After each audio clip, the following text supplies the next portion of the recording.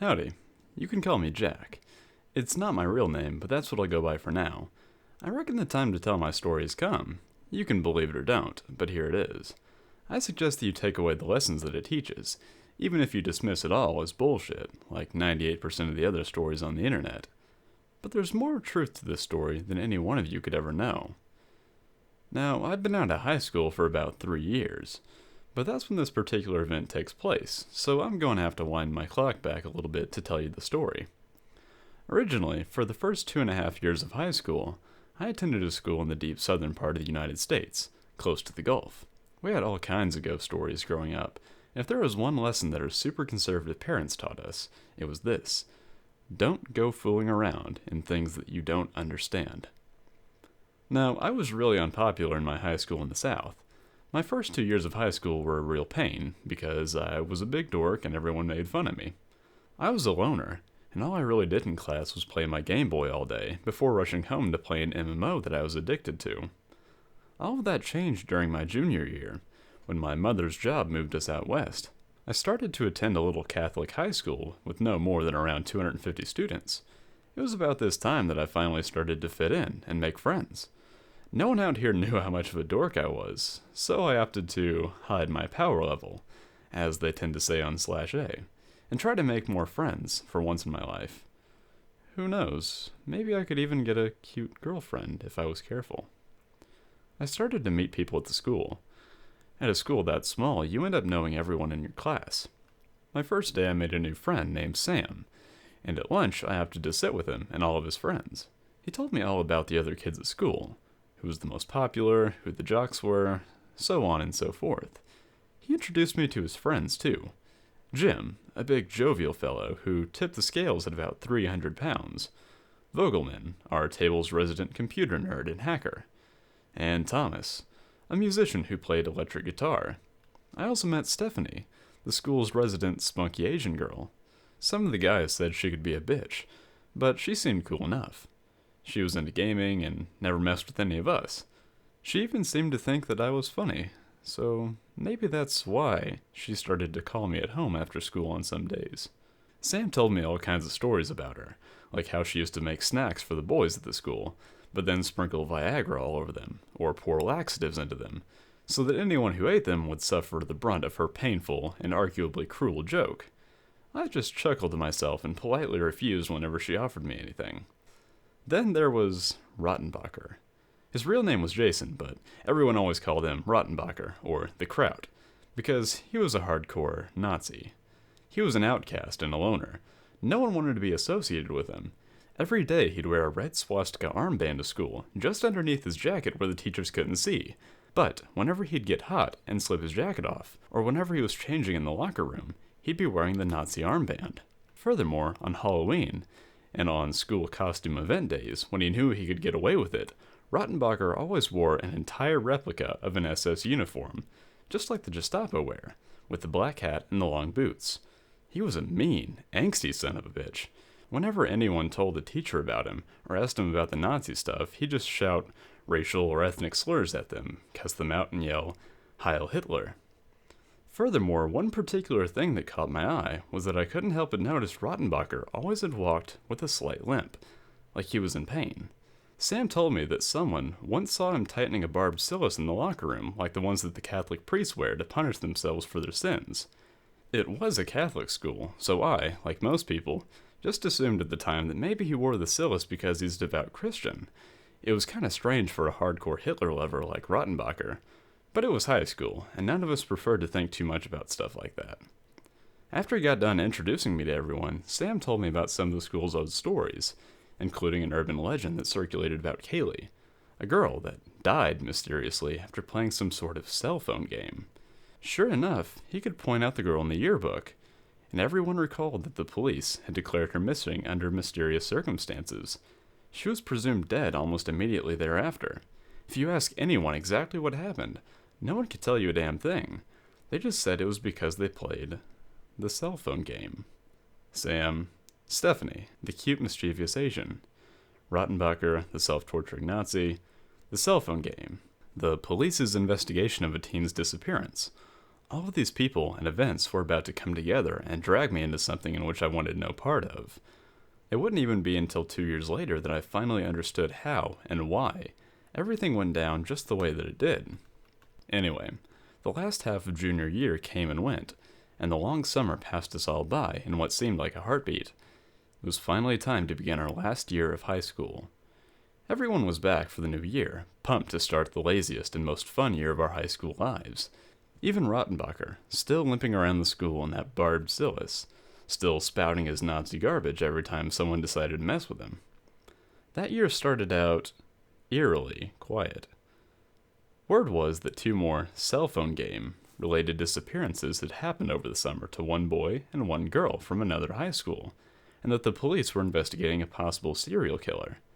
According to the paper, the only common link that the police found was that every person who disappeared had received a text message that read, "Welcome to the game." None of the text messages had been sent from the same cell phone, so this evidence had been dismissed as circumstantial. For me, things weren't going half bad. It was the year that I finally started to open up more as a person. I had made a good circle of friends who I trusted and felt more calm about being myself at this point. Gradually, I started to fit in more, and pretty soon, I was pretty popular in some circles. Stephanie liked to hang around with me more and more, because of how funny she thought my jokes were. Before long, one day, which I still remember as one of the happiest in my life, she came to me in the middle of campus after school, looking up at me with these beautiful Asian eyes and that long, black hair, and a smile to die for. She asked me right then, "Jack, will you go out with me?" I laughed, ran, and jumped for joy. "Of course I will," I said, and I danced around with her in front of everyone.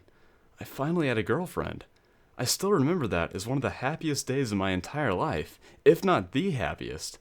We went on dates, we hung out after school, and she even started to eat lunch with Sam, Jim, Vogelman, and I, every day.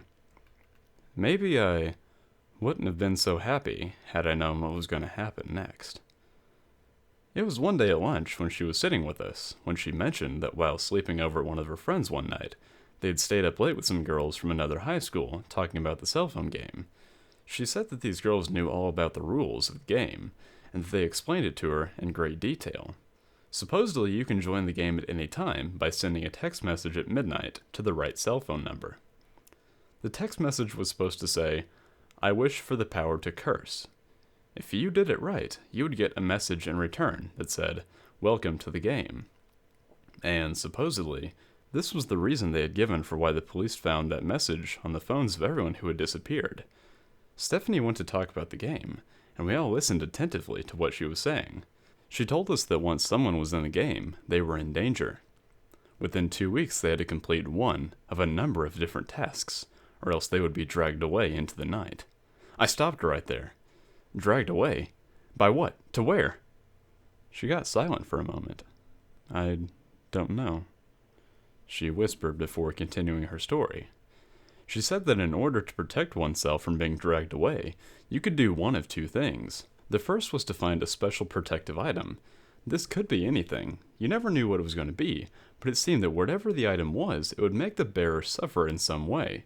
This was considered a small price to pay in return for protection, so long as you wore the item. The second way was to bring someone else into the game. This could be done by sending the text message, "Welcome to the game," to someone else's phone.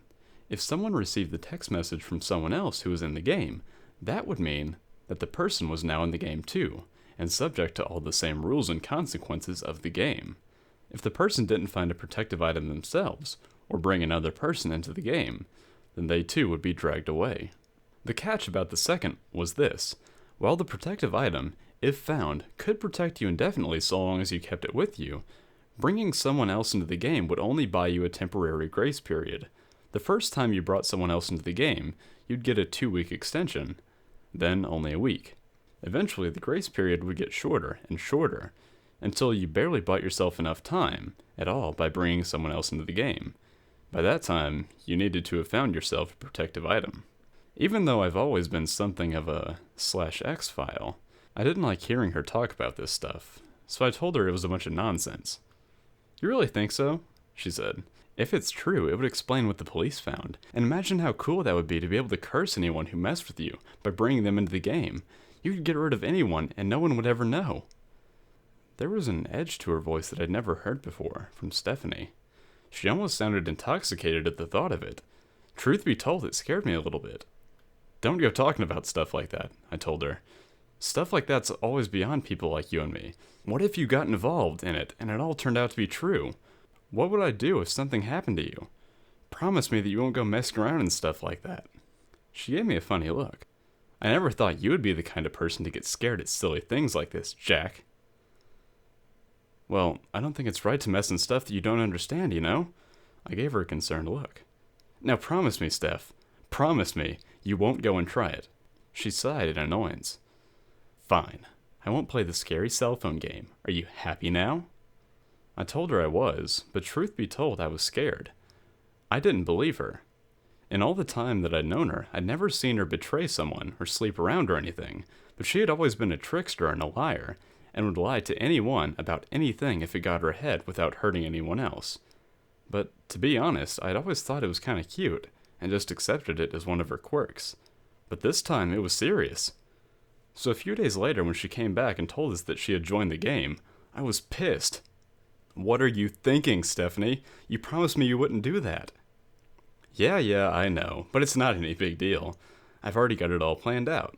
Besides, if it's true and it works, then it's too good of an opportunity to pass up. She held up her cell phone. Look, she said giddily. A text message was open on the screen, which read, "Welcome to the game." Kinda freaky, huh?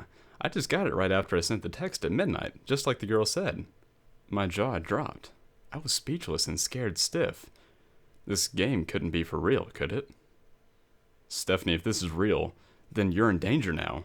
You only have 2 weeks to find a protective item. I know, that's why I sent the text to Rebecca. I'm gonna find out if it's true or not. I hit the roof. You did what? But Stephanie, if this is real, then that makes you as good as a murderer. You cursed Rebecca, and now she could die because of you.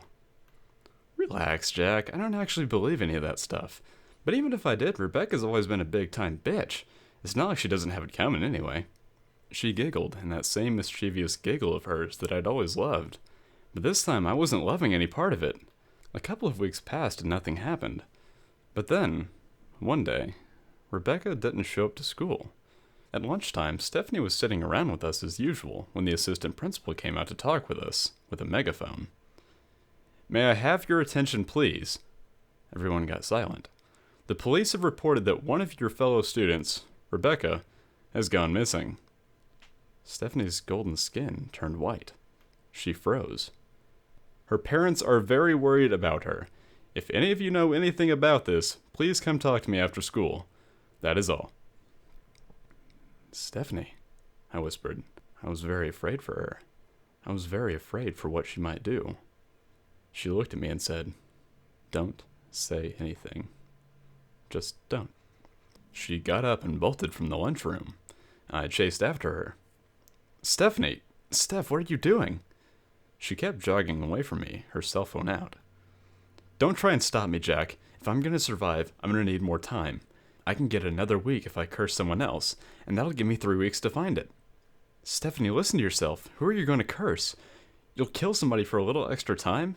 Look what's happened to you. She started to cry.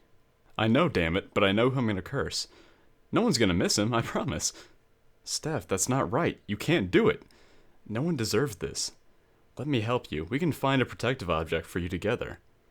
She had turned and shown me her cell phone. The text outbox had a message which read, "Welcome to the game." She had sent it to Rottenbacher.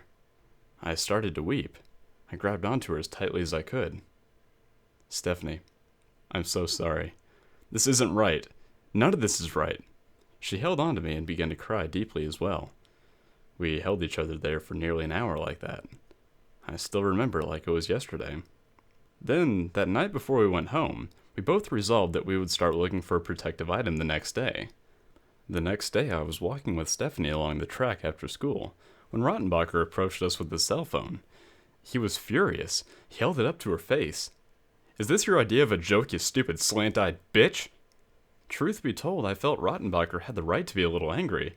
Sure, he was a Nazi pervert freak, but with all the whispers of murder going around, I can imagine that anyone would be angry about getting a text like that. But even so, I wasn't about to let anyone talk to my girl that way. Hey buddy, watch your mouth. That's no way to talk to a lady. Lady? Rottenbacher shouted. This fucking slut isn't a lady. She's just a stupid bitch and she tried to kill me. I bet you killed that other girl too, didn't you? Rebecca? She's missing because of you, isn't she? Stephanie began to cry. I pulled my arm back and punched as hard as I could at Rottenbacher's face. He stumbled backwards a few steps and grabbed at his lip, from which trickled a little stream of blood, but he kept his composure. I halfway expected him to swing back at me, but he just stood there. After a moment, he spoke. You just don't get it, do you, Stephanie? I'm already in the game. I always have been. I know the fucking score, but unlike you, I've never cursed anyone else. Bullshit, I said. If that's true, then how are you still... Suddenly, I remembered the sillage Rottenbacher wore around his leg that caused him to limp in agony, and what Stephanie had told me at the lunch table. Whenever a new protective item was discovered, whatever it was, it would cause the bearer to suffer. Your protective item. You have one! Stephanie's eyes lit up. It was clear that she had realized the same thing I had. Rottenbacher smirked. That's right. So I just figured that your girlfriend better know that she wouldn't get any additional time for trying to curse me. I've already been there and done that. Stephanie looked up at him with fear in her eyes. Days passed, and try as we might, Stephanie and I couldn't find anything that would qualify as a protective item.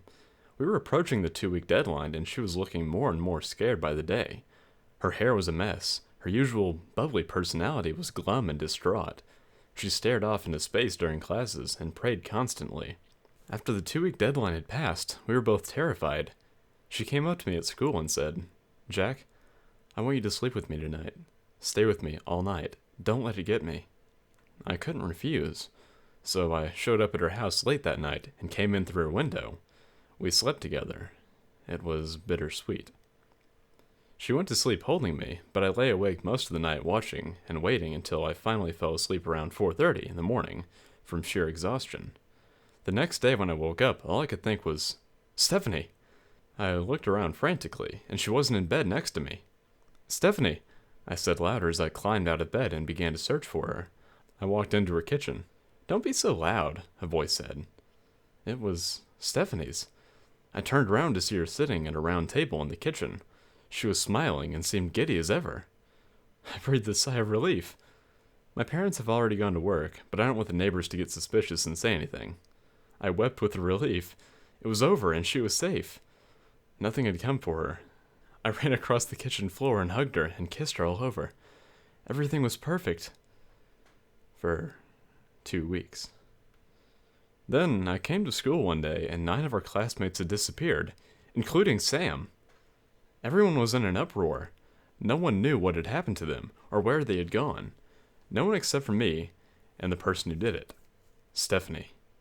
If the amount of time extended was halved each time, then 9 people would have brought her just to over 2 weeks, which meant that her time was running out again tonight. I confronted her about it after school. Stephanie, the police are getting suspicious. You can't do this anymore.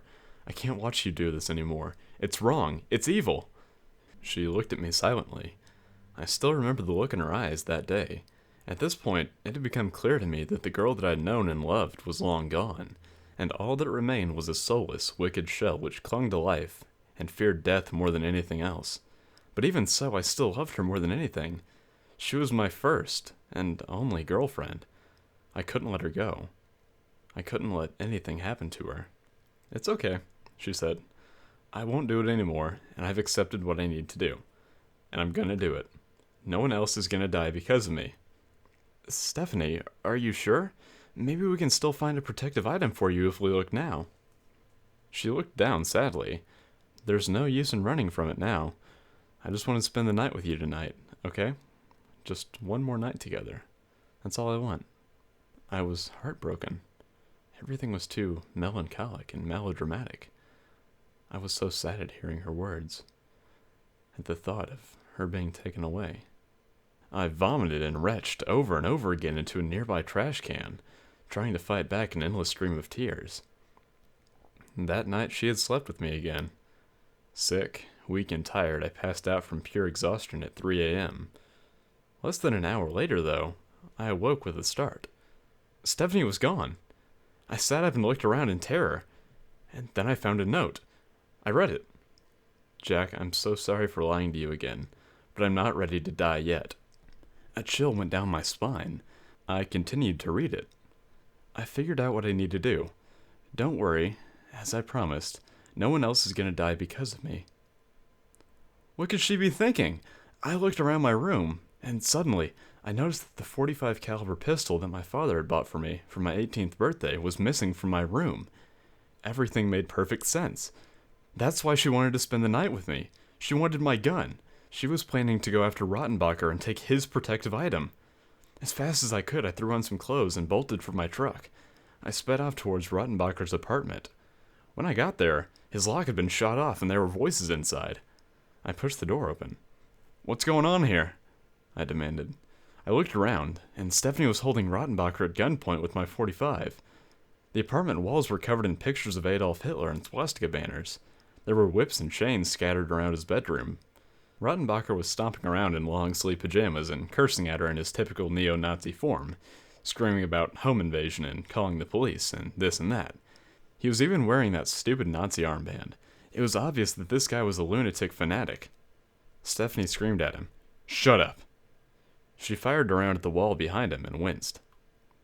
I remember my ears ringing at the loudness of that gunshot, and a sharp pain in my inner ear, but I was too tense to worry about that at the moment. Now give me that barbed torture thing that you're always wearing, or I'll kill you right now. Her voice was all malice. Rottenbacher stood in place for a moment and slowly began to remove his pajama leggings. You're making a big mistake, he said. You should just accept the way that things are and die with dignity. You're not going to get away with this. He removed his syllabus from his leg, which trickled a small amount of blood, and he handed it to her. Immediately, she slipped it onto her own leg with one hand, fumbling with my pistol as she tightened it until it hurt, and her own leg began to bleed a little bit. Let's go, Jack. She whispered and turned to leave. I started to walk out with her. From the apartment, I heard Rottenbacher shouting, You won't get away with this. He's going to come for you, and he's going to drag you to hell for what you've done. You're going to pay for all those kids. I could see that she was sobbing a little bit as we walked away. I was sick. I was disgusted with everything. I was disgusted for Stephanie for being so cruel and selfish, and I was disgusted myself for seeing all of this, and seeing the signs and not doing anything to stop it. But at least now, it would be over. As we walked back to my truck, I said a small prayer for Rottenbacher in hopes that he would find a new protective item within 2 weeks. He may have been a racist bastard, but in a way he was still better than Stephanie, if what he said about never cursing anyone else was true. And he didn't deserve to die just for that. I drove Stephanie home. She was exhausted. I would have given her a kiss on the cheek, but I was too sick, and I just wanted the whole thing to be over. Good night, I whispered to her. Good night, Jack. I love you. She whispered back, and climbed out of my truck and went back to her house. I started to drive home, exhausted from the day's events, when suddenly my cell phone began to vibrate. I picked it up. It was a call from Stephanie. I answered. Hello? The first thing I heard was a shriek, followed by what sounded like noise of pounding at her door. Jack, help! He's here! He's here, and he's coming for me! Oh, what? Hold on, Steph. I pulled the U-turn in my truck and sped back towards her home. Stephanie was becoming more and more frantic. Suddenly, on the other end of the line, I heard the sound of her door being bashed in, followed by another shriek. I could hear Stephanie screaming at the top of her lungs, a hideous, blood-curdling scream. I still remember every moment of it perfectly, and I remember her screams word for word. No, I don't want to die. Adrenaline surged through my heart, and I floored the accelerator. No, stop! She screamed again, and I heard what sounded like the phone hitting the floor and Stephanie's screams getting further and further away. And then, dead air. Stephanie? Stephanie! Answer me, damn it! Getting no response, I hung up and called the police. When I arrived at Stephanie's house, the front door had been smashed in. I parked my car on her lawn and jumped out, carrying my .45 pistol with me. I ran inside, searching the halls. Everything was in slow motion. Then, I came into Stephanie's bedroom. I turned on the light and checked all the corners with my pistol leading the way. At length, I lowered my gun as something caught my eye in the center of the room. Stephanie's cell phone lay on the floor next to her bed. In the middle of her room, in the carpet, was a very small patch of blood. It wasn't more than a few drops, but the most chilling sight of all was that from the edge of the bed to the door of her room, which led out into the hall, was a trail of claw marks that she had left as something or someone had dragged her away to her doom. I couldn't take it anymore. I turned and left her room. On the way out, I couldn't help but notice that she had torn out most of her fingernails clawing at the carpet, and that they lay scattered near the trails that her fingers had left. I went out into the street and threw up again. I could hear the sirens coming in the distance. Days passed, then weeks, then months.